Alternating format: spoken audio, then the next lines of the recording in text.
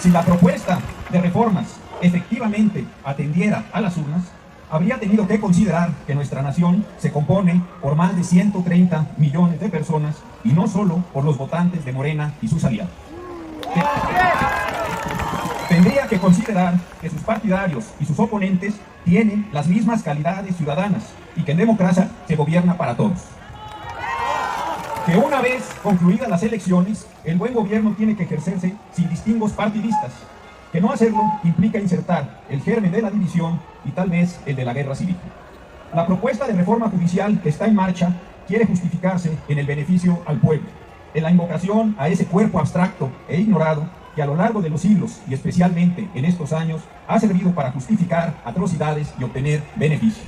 La propuesta de reforma judicial que está en marcha no busca beneficiar a los habitantes de México, se utiliza para centralizar el poder y minimizar los contrapesos a su ejercicio. Si la reforma judicial se hubiera hecho pensando en los habitantes de nuestro país, hubiera evitado invocar al pueblo y se referiría a las personas, a quienes a diario son víctimas de homicidios, extorsiones, secuestros, desapariciones y otras maneras de vejación cotidiana a que están expuestas. Si la reforma judicial se hubiera hecho pensando en los habitantes de nuestro país, hubiera reconocido los muchos problemas de inseguridad y violencia, así como lo que no se ha hecho para evitarlos, inclusive, y con contrición, lo que se ha hecho para incrementarlos desde las bases de la política y sus perversas alianzas. Lejos de reconocer y asumir las faltas propias, se ha optado por crear un chivo expiatorio. Se sostiene que muchos de los males se deben a los jueces, que provienen de su corrupción, elitismo y separación del pueblo. Que es por ello que el pueblo, y solo él, puede poner fin a sus males mediante su participación directa. Con respeto a los niños, esta es una narrativa infantil. Lo es por los componentes del relato, por la subestimación de todos nosotros y porque, como en los cuentos para niños, promete un mundo perfecto, redondo, para siempre. Si se quisiera mejorar la condición de los mexicanos frente a la justicia, debió haberse procedido a la modificación de sus componentes básicos, de las policías y sus labores de prevención, de los servicios periciales y sus tareas forenses, de los ministerios públicos y sus capacidades de investigación, del cumplimiento de las sentencias, de la culminación de la reforma procesal en materia penal, mercantil, laboral, familiar y civil que está en marcha, de la multiplicación de los medios alternativos para resolver la mayor cantidad de disputas, de las condiciones carcelarias, de tantas otras cosas que sí tienen que ver con la justicia. Nada de eso quiso hacerse. De haberse hecho, y como en otro relato infantil, las desnudeces gubernamentales hubieran quedado expuestas. Lejos de enfrentar los indudables problemas de la procuración y la impartición de justicia, lo que pretenden hacerse es utilizar a los problemas que han construido para llevar a cabo un movimiento dominado por unos pocos a partir de la invocación a muchos más, para controlar a quienes en las horas finales de este periodo de gobierno podrían exigir la muy republicana rendición de cuentas por lo hecho y por lo dejado de hacer. Es así como se explica el que una vez más, y tristemente, invocando al pueblo, se quiere elegir a los juzgadores de todo el país mediante procesos tramposos e inoperantes. Es así como se explican los intentos de forzar la mecánica electoral para elegir a los juzgadores bajo el sesgo del poder que los va a proponer. Es así como se explica la muy vergonzosa cesión que de sus facultades legislativas quiere hacer el Congreso de la Unión para que el Instituto Nacional Electoral emita unas normas de excepción. Es así como se justifica la vergonzosa decisión de los diputados para que sus propios representantes y los de los partidos políticos no puedan participar en la discusión de tan inconstitucionales normas. La reforma que se propone busca que mediante una remota y abstracta legitimación popular, los gobernantes de hoy controlen a los jueces de hoy y de mañana. Su acelerado e irreflexivo proceder les ha impedido percatarse de los riesgos en que van a colocarse y a colocarlos. No han reparado en que las indebidas influencias que ya existen en las elecciones políticas habrán de presentarse o podrían presentarse en las judiciales. En ellas participarán delincuentes, potencias extranjeras y capitales depredadores de la economía y la convivencia nacionales. No han reparado que al asimilar la legitimación del juez con la del representante popular encargado de emitir las leyes, podrán en riesgo la mediación de la propia ley. Esa, que sin entender que ya son gobierno, suponen una mera formalidad. No se han dado cuenta que los juzgadores que pretendan ser electos o reelectos tienen que construir sus propias clientelas electorales, jugar sus propios juegos políticos y satisfacer sus propios intereses y los de sus patrocinadores. Desde el oficialismo de nuestro tiempo, no se ha querido ver los problemas que implican la reforma al sistema de justicia de México. Frente a los muchos problemas y retos generados por la iniciativa presidencial, el dictamen de la Cámara de Diputados y la minuta que habrán de discutir los senadores, debemos preguntarnos por las motivaciones de estos esfuerzos. Me pregunto y les pregunto, ¿por qué razones personas inteligentes, informadas y con un pensamiento progresista y democrático? Creo que es un momento en que yo suspenda mi discurso para aplaudir a los señores senadores que están aquí con nosotros. No están solos, no están solos, no están solos, no están solos, no están solos.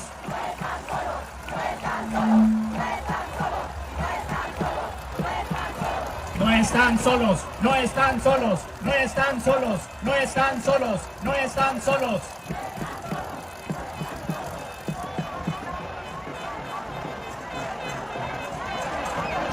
Tres, 43, 43, 43, 43, 43.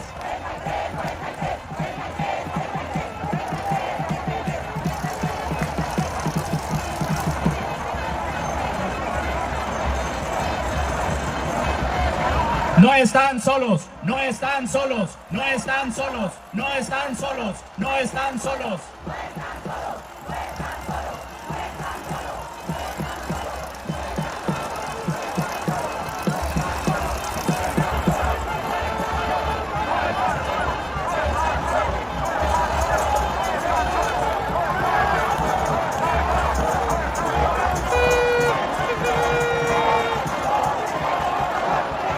Senador, defiende con valor. Senador, senador, defiende con valor. Senador, senador, defiende con valor.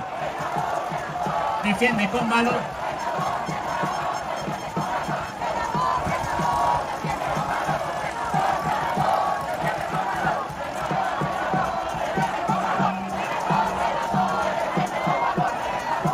No están solos, no están solos, no están solos, no están solos, no están solos, no están solos, no están solos.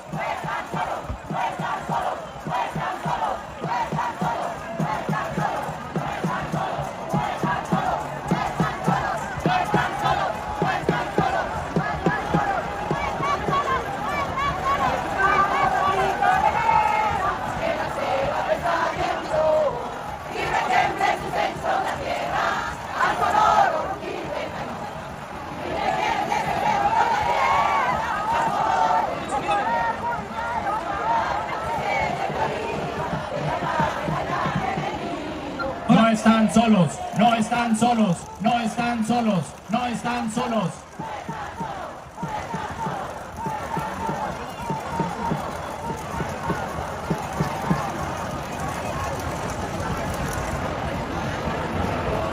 Vamos a seguir escuchando a nuestro muy honorable ministro José Ramón Cosío. Muchísimas gracias.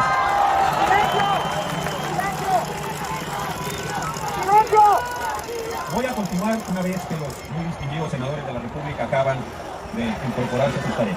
Voy a volver a plantear una serie de preguntas que me parecen centrales para los senadores que acabamos de ver y sobre todo para los senadores que no están presentes con nosotros.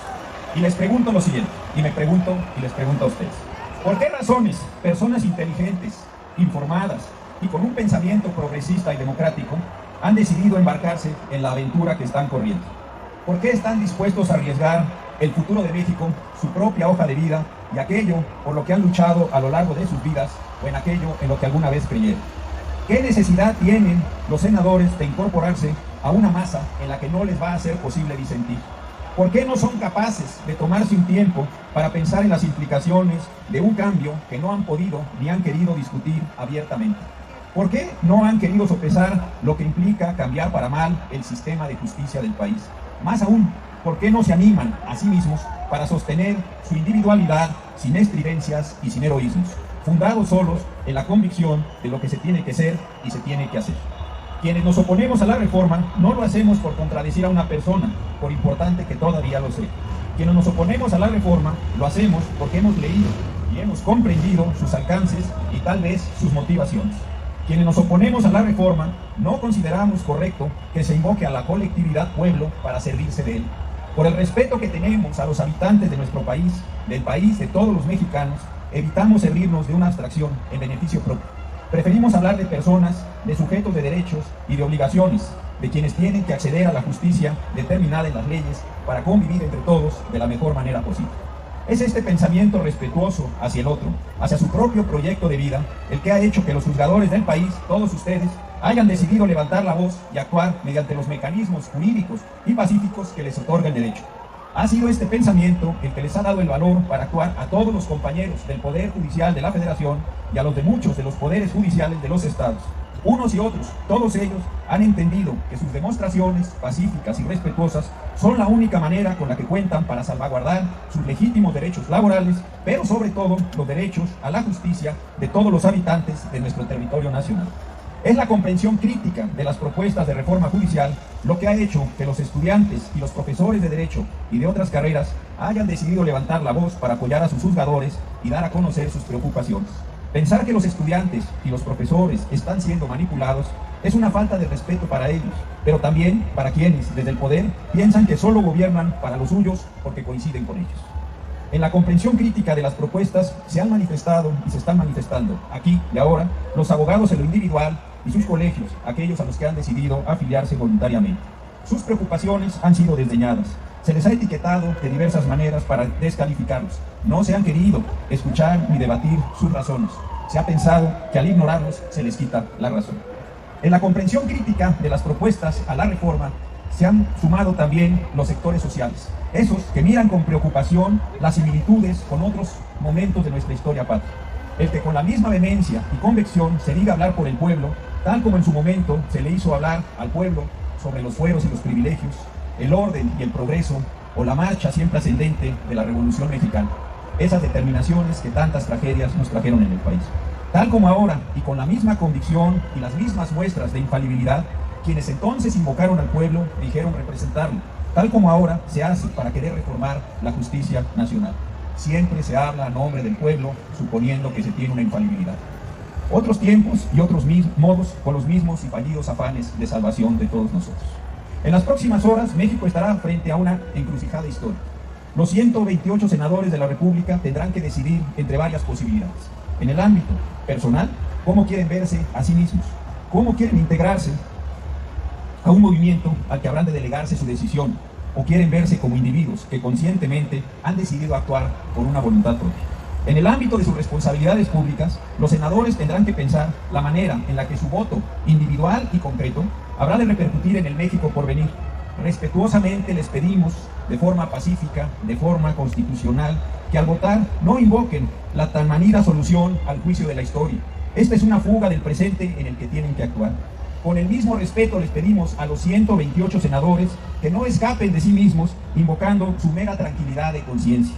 Como ciudadanos, les pedimos que como senadores de la República se enfrenten a sí mismos, sin las mediaciones de sus líderes de hoy, sin los escapismos de las falsas conciencias y sin posponer su propia individualidad en la fantasía de una historia incierta por hacerse. Quienes estamos reunidos aquí, invitamos a los senadores y a las senadoras de la actual legislatura del Congreso de la Unión a que sean amos de sí mismos, a que, como lo quería nuestro poeta Carlos Pellicer, sepan ser héroes de sí mismos, sin estridencias y sin alardes. Los invitamos a que voten con la ambición de saberse libre, con la conciencia de lo que por sí mismos son, en la responsabilidad que por ustedes mismos les confirió el voto popular para guardar y hacer guardar la Constitución de México y las leyes que de ella emanan, para mirar en todo por el bien y la prosperidad de todos los mexicanos, Muchas gracias. Este sí es ministro, este sí es ministro, este sí es ministro, este sí es ministro, este sí es ministro, este sí es ministro, este sí es ministro, este sí es ministro, este sí es ministro. Bien lo decía uno de nuestros mejores abogados, nada por la fuerza, todo por la razón y el derecho. Benito Juárez, a nosotros nos asiste la razón, el derecho y nos mueve el amor por México y las ganas de que no pase esta reforma. Y a ellos nos mueve la fuerza y la violencia y la división. Nosotros somos más y por eso salimos. Jóvenes estudiantes, sociedad civil organizada, trabajadores del Poder Judicial, abogados postulantes, todo el pueblo de México unido para que no pase la reforma. Y no pasará, no pasará, no pasará, no pasará, no pasará, no pasará. Y ahora les pedimos respetuosamente porque vamos a entonar nuestro himno nacional mexicano.